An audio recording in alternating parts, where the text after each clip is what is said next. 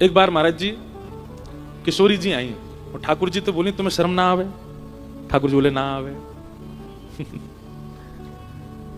बोले तुम ऐसे गोपीन को रास्ता रोक करके उनके मक्खन को, दूध को, दही को, सबको हरण कर लो, यहाँ में तुम्हें लज्जा ना होवे? ठाकुर जी बोले बिल्कुल ना होवे।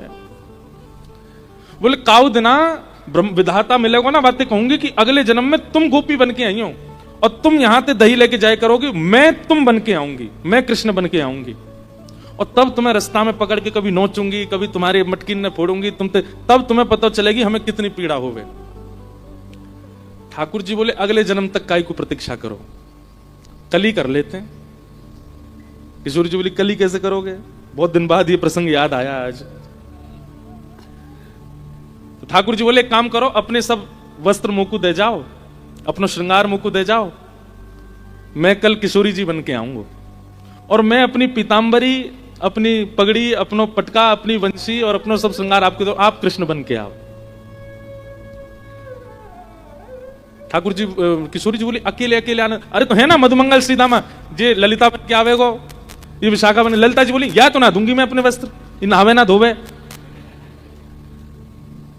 मधुमंगल बोलो हम बे तेरी रेंट निकलती रे। रेंट नहीं समझे होंगे, रेंट जानते हैं? यहां निकली रहती है ना, उसको कहते हैं रेंट ब्रज भाषा में। मधुमंगल बोलो हेरी विशाखा बड़ी इतराए रही है, रोज नहा के आवे, तेरी रेंट निकलती रे। ठाकुर जी बोले देखो लड़ो झगड़ो नहीं, मैं श्री जी के वस्त्र पहन के आऊंगा और मैं मटकी सिर पर धर के लाऊंगा और मधुमंगल है का ललता बन के आवेगो, श्रीदामा विशाखा बन के आवेगो, तन सुखा मन सुखा धन सुखा ये सब ये चित्रा सखी इंदु लेखा आदि ये सब बन के आवेंगे और कल हम देखें, हमें भी अनुभव हो कि भाई तुम्हें कितना कष्ट होवे। श्री जी बोली देख लियो, जैसे जैसे आप करते हो बिल्कुल वैसे ही करूंगी मैं। ठाकुर जी बोले हां करियो। और अगले दिन आहा क्या छवि बनी है ठाकुर जी की। किशोरी जी पीतांबरी पहन के आई हैं, धोती पहन के आई हैं ऊंची, पामन में मोटे मोटे कड़ूला, जैसे एक गोप बालक पहनता है, एक गौशाला में गैया की सेवा करे वारो जैसे श्रृंगार करे, वैसे आज श्री जी श्रृंगार करके आई हैं। बगलबंदी पहन के आई हैं, ऊपर तो एक ऐसा पटका डालो है और कमर में एक कारी कमरी बांधी है ठाकुर जी की तरह, सिर पर टेढ़ी सी पाग बांधी है, पाग में सुंदर सुंदर पुष्प लगाए हैं, बीच बीच में पत्ता खोंच लिए हैं, वनमाली बन के जाते हैं ठाकुर जी। और यहाँ हाथ में लोमना, लोमना कहते हैं गैया का जब दूध निकालते हैं तो कई गाय पैर चलाती हैं, तो उनके पैर को बांधने की जो रस्सी होती है उसको लोमना कहते हैं। वो लोमना कंधा पे डाल करके श्री जी ठाकुर जी को रूप धारण करके आई हैं और बिल्कुल ठाकुर जी की तरह काजर लगा के नेक नेक ऐसे मीड लियो है, तो थोड़ा थोड़ा फैल रहो है जगह जगह से, जैसे ठाकुर जी बन के आते हैं। यहाँ पे एक डिटोना धर के ठाकुर जी की तरह बिल्कुल श्री जी तैयार है कि आई है। मधुमंगल श्रीदामा फटे पुरानी लत्तान ने पहन के डोले, वैसी सबरी ललता विशाखा बन के आई हैं। किशोरी जी के रूप को दूर से ठाकुर जी देख रहे हैं और दूर से देख करके इतने आनंद में भर गए, आहा कितनी सुंदर लगे। और बिल्कुल ठाकुर जी की तरह ही चल रही हैं, जैसे ठाकुर जी टेढ़े मेढ़े है के चले, बेर बेर में ऐसे खड़े रह जाएं, पामन ने त्रिभंगी कर लें, ऐसी किशोरी जी बिल्कुल मानो श्याम सुंदर के रूप में आ जाई हैं। और सब सखियां भी बिल्कुल सबके भाव से, जैसे सारे सखा हैं वैसे सब बन बन के आए हैं। किशोरी जी आई, सब उनको देख करके आनंदित हो गए। लेकिन जैसे ही श्याम सुंदर आए, आहा लहंगा पहनो है, ऊपर सुंदर चुनरी डारी है, यहाँ पर एक क्या बोलते हैं उसको, यहाँ पर एक वो धारण के हैं, किशोरी जी टीका पहन के आए हैं, कानन में कुंडल झमक रहे हैं, चलें तो हाथन में सुंदर सुंदर ठाकुर जी ने चूड़ी पहनी है, पामन में पाजेब पहनी है। और जैसे श्री जी चलती हैं बिल्कुल वैसे ही ठाकुर जी चाल चलते आ रहे हैं। अपने हाथ में यहाँ मटकी ले रखी है, एक मटकी सिर पे धर रखी है और ठाकुर जी मधुर चाल से चलते आ रहे हैं। श्री जी को देख करके तो सब आनंदित है गए, पर ठाकुर जी को श्री जी के रूप में देख करके किशोरी जी तो मोहित है गई। हाँ ये कितने प्यारे लग रहे हैं। अरे विधाता तेने ही लाला काई को बनाए, लाली बना देती और मोह लाला बना देती, फिर आत्मा आनंद। हाँ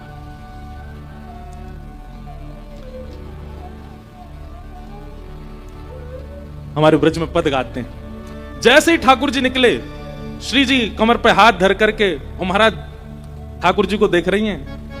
ठाकुर जी ऐसे सिर्फ अपने मुंह में पल्लू से छुपाए करके और मधुमंगल श्रीदामा ये सखी बन के आए, इनते कह रहे हैं देखो सामने श्याम सुंदर खड़े हैं। श्री जी को कह रहे हैं देखो श्याम सुंदर खड़े हैं, यहाँ से चलो, पीछे से भाग के, वहां से भाग के जाते हैं। श्री जी वहां आ जाते, अरे कहाँ को जा रही है, अरे नई नई नवेली दुल्हन। जैसे ठाकुर जी बोलते हैं बिल्कुल वैसे ही बोल रही है, और ठाकुर जी वैसे ही संकोच कर रहे हैं जैसे श्री जी करती हैं। इतना सुंदर दृश्य प्रकट हुआ है वृंदावन में। इतने में गिलोल बोलते, क्या बोलते हैं उसको, आपके यहाँ क्या बोलते हैं, गिलोल बोलते हैं, ले करके श्री जी आई और ठाकुर जी को तक करके लियो। बोले मार दो मार दो, ना ना श्याम सुंदर ऐसा मत करियो, यहाँ में दही भरो, जल नहीं है, जल हो तो चलेगो, मेरो नयो वस्त्र है, भानु बाबा ने मुंह को दियो है, सब बिगड़ जाएगा, कीर्ति मैया बहुत डांटेगी। नहीं नहीं आज तो भिगोंगो, आज तो पंचामृत स्नान कराऊंगा। श्री जी कर रही है लीला, ठाकुर जी भय करके भाग रहे हैं। तभी जाकर के श्री जी ने घेर लिए ठाकुर जी। अब अगर मैं श्री जी कहूं तो ठाकुर जी के रूप में जो श्री जी हैं उनको समझियो, ठाकुर जी कहूं तो श्री जी के रूप में ठाकुर जी को समझियो।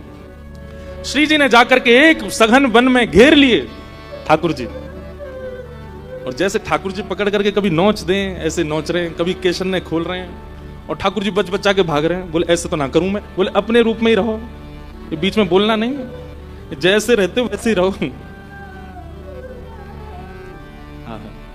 चारों तरफ से घेर लिया है सखियों ने ग्वाल रूप में, और बीच में किशोरी जी के रूप में ठाकुर जी, तंसुका मनसुका सब सखी बनकर के बीच में घबरा रहे हैं, कांप रहे हैं, खड़े हैं, और चारों तरफ सब सखा अपने अपने डंडा ने लेके खड़े हैं। बोले अब बताओ कहां को जाओगे, मतलब हमारे ब्रज में पद गाते हैं हमारो।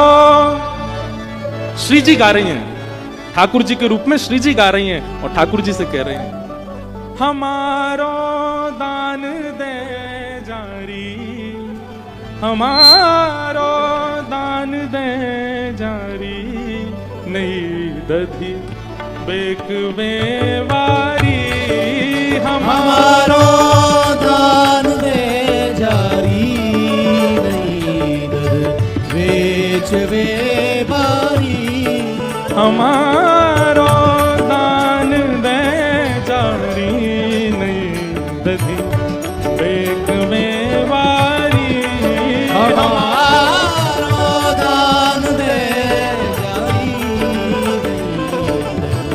बेच बेवारी। अब श्री जी कह रही है हमारो दान दे जा। ओ नहीं नहीं आइए आज दही बेक पे हमारो दान तो दे जा। ठाकुर जी कह रहे हैं काय बात को दान, मार्ग को कर एक ही बार दियो जाए, और वो हम दे चुके हैं, अब दोबारा काय को देनो है। तो श्री जी कह रही हैं कि भैया जब कोई नई गोपी जावे ना, तो नई गोपी जब हमारे मार्ग पे आवे तो वाक्य मार्ग पे आवे को भी हम दान ले में। आज ये नई नवेली सखी पहली बार दान करवे जा रही है, या को तो कर हम लेंगे।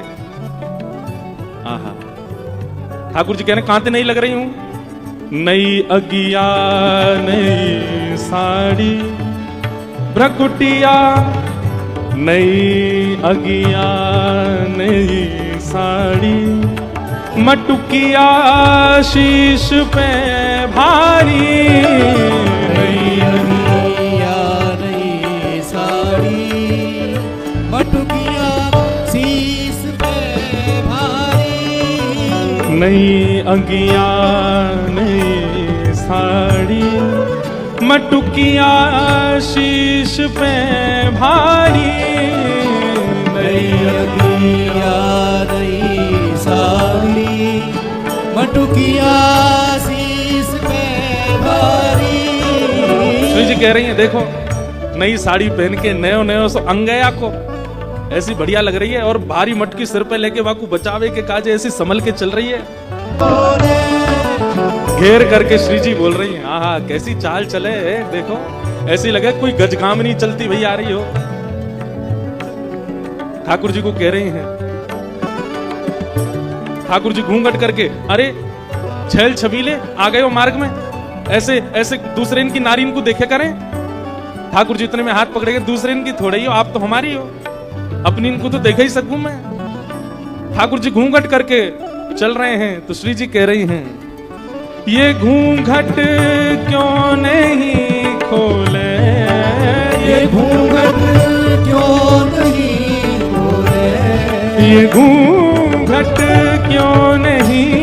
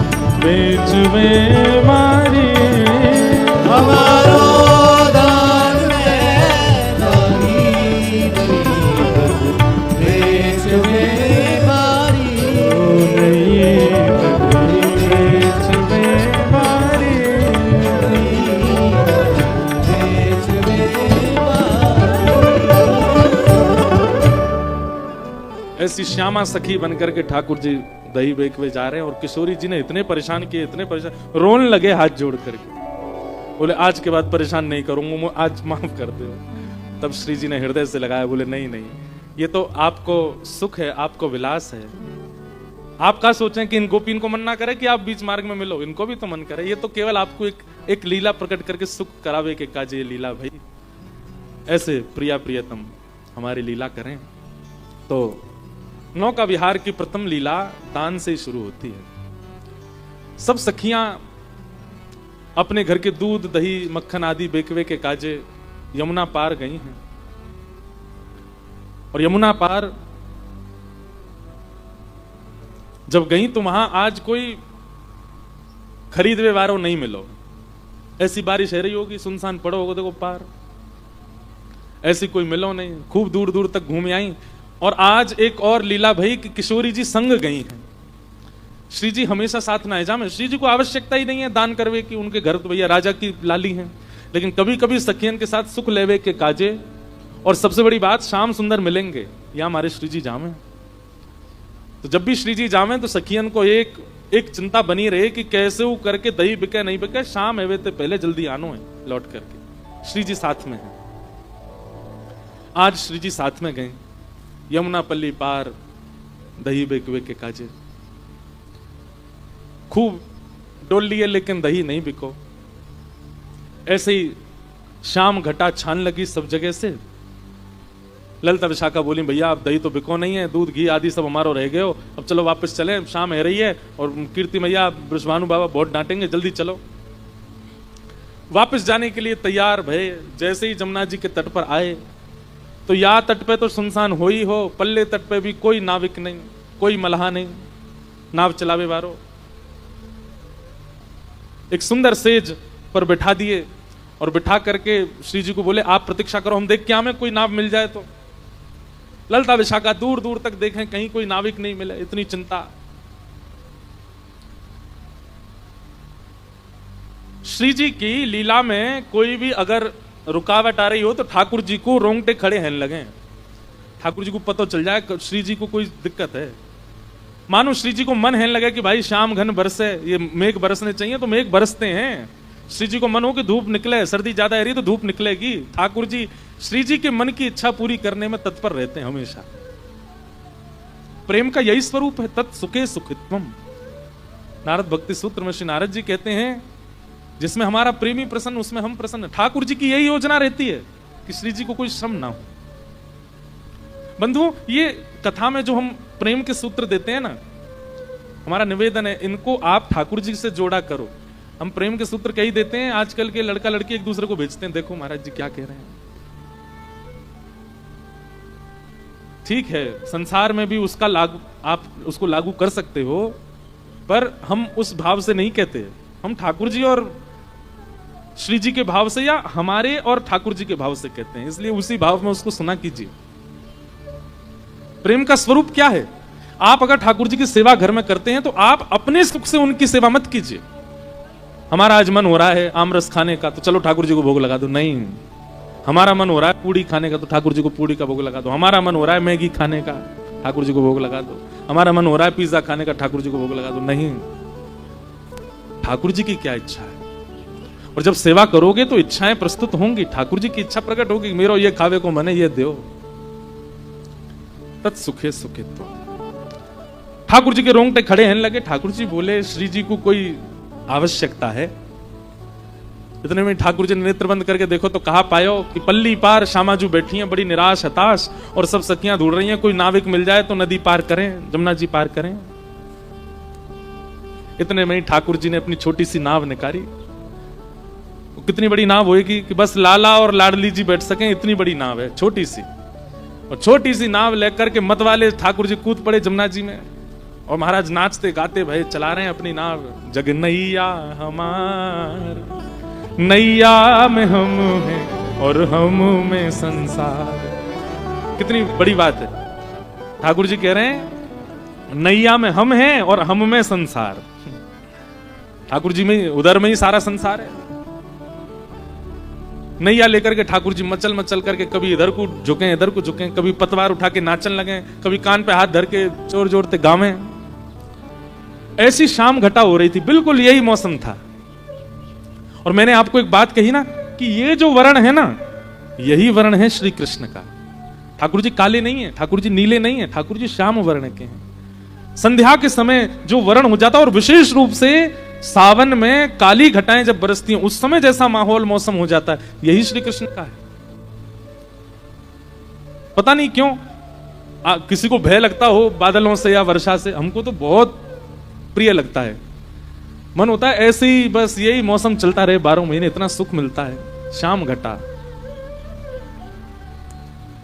और जब ऐसे मौसम में शाम सुंदर आते हैं तो शाम सुंदर और ये काली घटा एक हो जाती है। ठाकुर जी फिर दिखाई नहीं देते, बड़े गौर से देखने पड़ते हैं, तब दिखते हैं। पीतांबरी पहनी हो तो दिखाई देते हैं।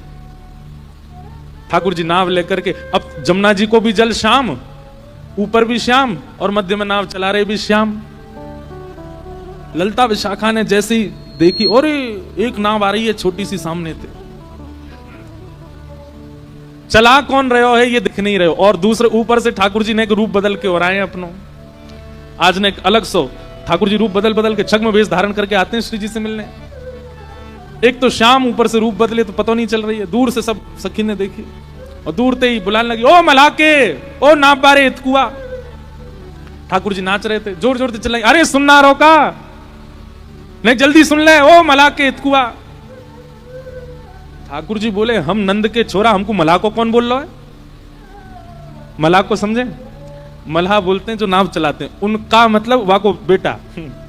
ओ मलाह के, हमारे ब्रज में ना ऐसे ही बुलाते हैं। जैसे मान लीजिए हमारे पिताजी व्यास हैं, तो हमारे घर के कई बड़े बुजुर्ग यो ही बुलाते हैं हमें, ओ व्यास के इधर आ, तो व्यास जी को लाला।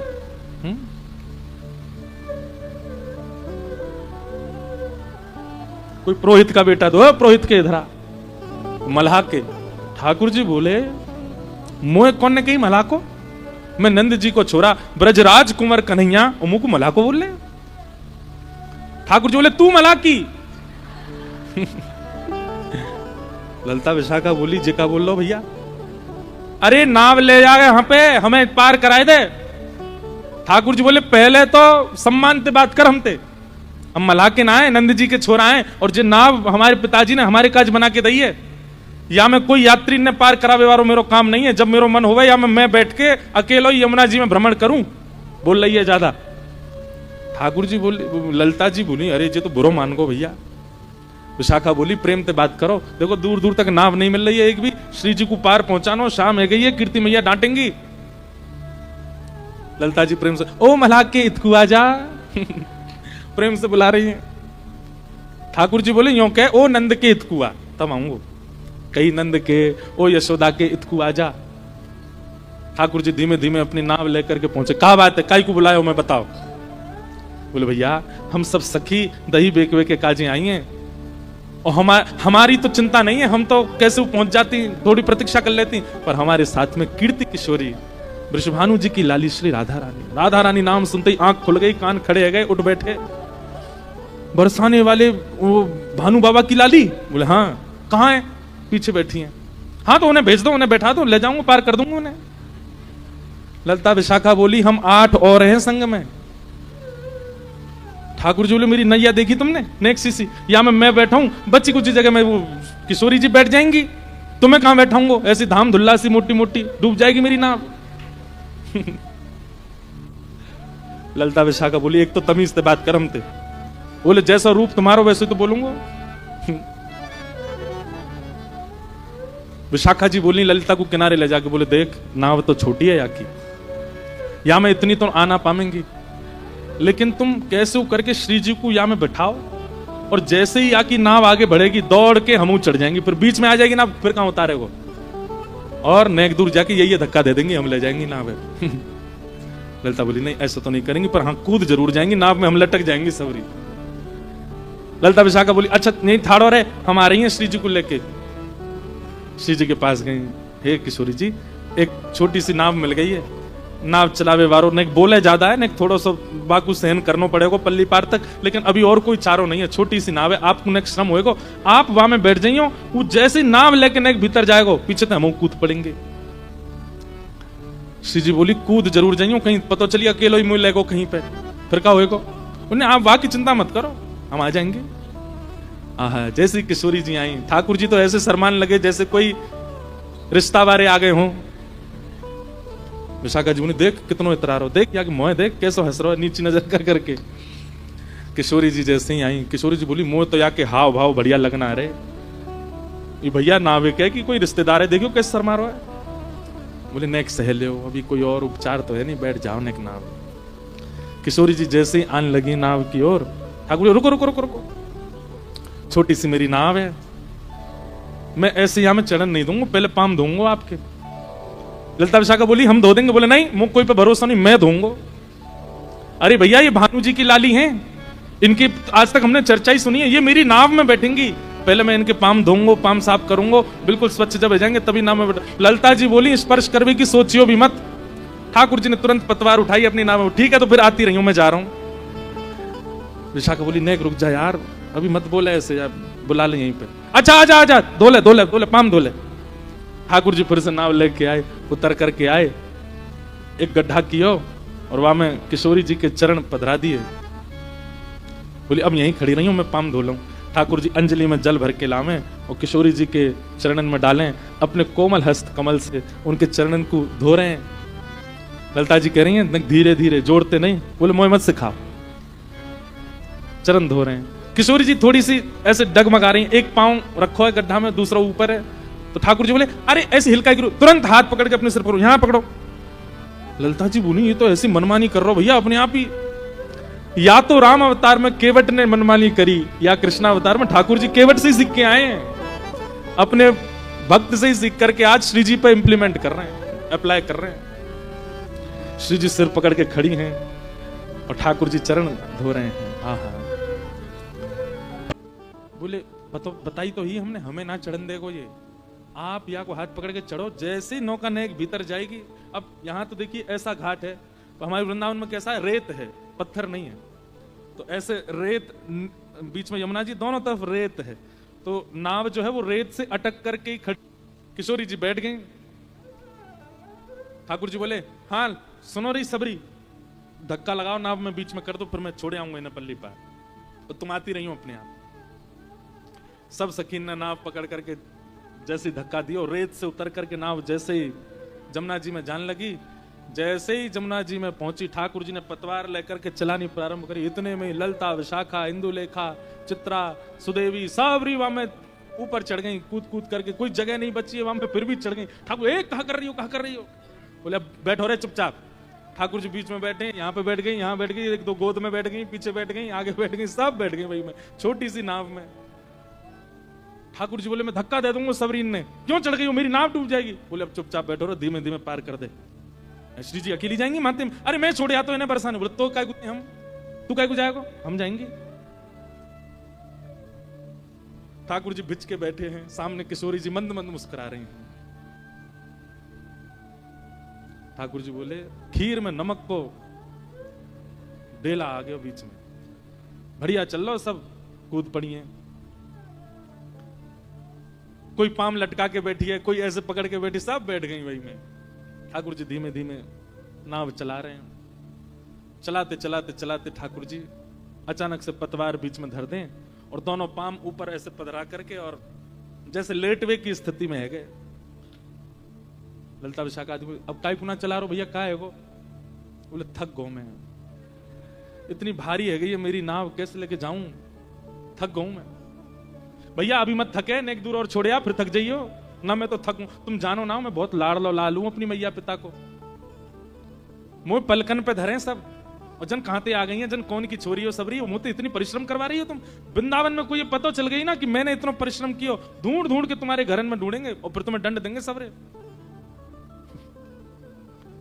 ललिता विशाखा बोल कैसे हार तेरी दूर होगी ये बता। बोले भूख लगी है, कछु खवाओ। ललिता विशाखा बोली अब यहाँ कहां तक? बोले सबरी मटकीन में मुंह पता हो तुम्हारो आज कछु बिको ना है, या में मक्खन दूध घी दही सब धरो है, खिलाओ मुख पवाओ। मैं तुम तो देखो कोई वेतन तो कोई दक्षिण वो तो लूंगा ना रुपया पल्ली पार छोड़ो के ये खवाए तुम। ललिता विशाखा बोली भैया इतनो इतरावे वारो मला हमने पहली बार देखो, कैसे इतरा रहे। ललिता विशाखा बोली अच्छा ले खोल। बोले अरे तुम जानो ना हो का? बोले कहा मैं अपने हाथ से खाऊं ना हूं, मैया गोद में बिठावे, बाबा सामने ते थाली में ते परोस करके मुझे पवा में मैं तो तब पाऊं, अब मुझे तो पावो ही ना, छोटे छोटे नैने नैने मेरे हाथ में कहां से खाऊंगा। ललिता विशाखा अपने हाथ धोने लगी, रुक जा हम खवा में। जमुना जी में जैसे हाथ, अरे तुम काहे को धो रही हो? वो खवामेंगी तो हम बे तुम्हारे हाथन ते खाऊंगो, ऐसे बुरे बावरे से कार्य पीरे तुम्हारे हाथ। अरे मेरो तो नियम है मैं तो शुद्ध गोरे गोरे हाथन ते पाऊं, और ऐसे हस्त कमल तो केवल तुम्हारी ये श्री जी के ही हैं, इनके हाथन से पाऊं। ललिता जी को क्रोध आया, बोले मैं यार धक्का दे दूंगी अब जमुना जी में, बहुत देर रह गई है, इतनी देर तक ये बात ने बनाए जा रहे हो। विशाखा जी बोली अगर हम पे नाव चलानी आती होती तो हम कब को धक्का दे देती हैं। कहा है नेक्स्ट तो है, हाथ पांव बांध के नाव ले जाती हम, लेकिन नाव चलानी ना आवे वो तो बात है, श्री जी सही सलामत पहुंचानी है पल्ली पार। देखो अपने आप मौसम होता जा रहा है नौका विहार का। जैसी कथा विश्राम पे आवेगी ठाकुर जी नौका में कूद ही पड़ेंगे। सब सखी गई श्री जी के पास। श्री जी बोले हाँ आपको आज बहुत श्रम है रो, लेकिन नेक श्रम और करना। बोले कहा? बोले आपको थोड़ा अनुचित तो लगेगा लेकिन नेक कर दो। बोले कहा करनो का ये तो बताओ।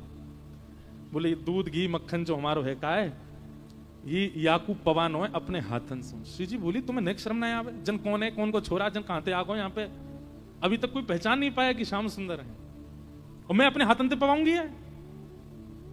श्री जी मरता कहां नहीं करता, कभी कभी पार उतरवे के काजे ऐसे इनको भी बाप बनाना पड़े। नेक चीज नेक बात है, आपके हाथन को केसर के जलते धोमेंगे, गुलाब जलते धोमेंगे, बिल्कुल शुद्ध कर देंगे हम बाकी। और सुनो एक बात और कहते हैं, पल्ली पार पहुंच के नहीं ये यही की पगड़ी के लत्ता ते जाके हाथ पांव नहीं बांध दिए तो हमारा नाम बदलियो तुम। एक बार उस पल्ली पार पहुंचने की बात है। सब श्री जी के पांव पूजन लगे। श्री जी उठ करके सामने आई, वाह ओहो इंद्रधनुष प्रकट हो गया। भैया ये सब संकेत है महाराज जी। वाह लो स्वच्छ जल का नदी में आ जाना, ये सुंदर मेघ का वर्षना, वैशाख में श्रावण हो जाना, ये सब महाराज जी आपके भजन का आपके तप का बल है। ओ भैया नौका तैयार कर लियो सबरे, तैयार है? 20 मिनट 15 मिनट में करो। नहीं तो ललिता विशाखा धक्का दे देंगी ठाकुर जी।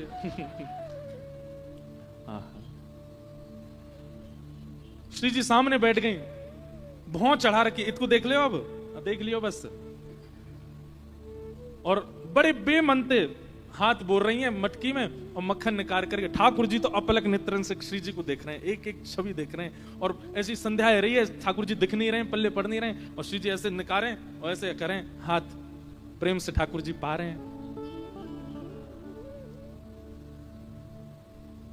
2-4 बार ठाकुर जी ने जैसे पायो, फिर से ठाकुर जी लेटन लगे। ललिता विशाखा बोली अब काहे को? बोले मेरी हार जान आ रही, बेमनते पवा रही हैं ये, इनते कहो मनते पवाएंगी तभी मेरी थकान दूर होएगी।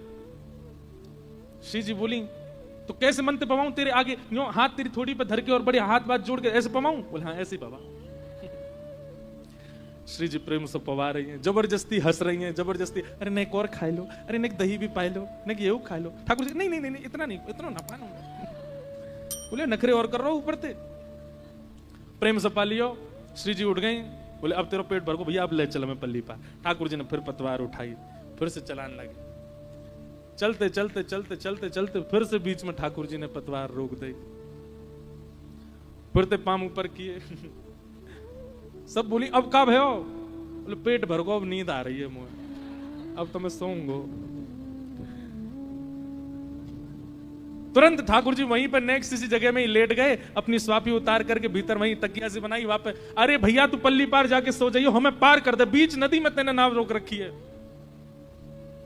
ठाकुर जी उठे, अपनी आंख मीड़न लगे, बोले भैया मैं कहां फंस गया तुम लोगन के बीच में, अब मेरी हार दूर करवे के काजे मेरो मन लगाना पड़ेगा। मेरो मन ना लग रहा, मैं बहुत मेरो मन उचट रहा है, तुम सबरीन को देखवे में मेरो बिल्कुल मन नहीं लग रहा। धामधुल्ला सी बैठ गई हो मेरी नाम में। ललिता विशाखा बोली कहा चाहिए तू ये बता। बोले मेरो मन तो केवल एक को देखवे में ही लग रहा है, उनको सबसे आगे बैठाओ, मैं उनको देखता रहूंगा, मेरा मन लगता रहेगा, नाव पल्ली पार पहुंच जाएगी, तो तुम सबरी पीछे जाओ। ललिता विशाखा बोली श्री जी आप आगे आ जाओ, क्योंकि श्री जी पल्ले कोने में बैठी हैं, या कोने में ठाकुर जी बैठे हैं।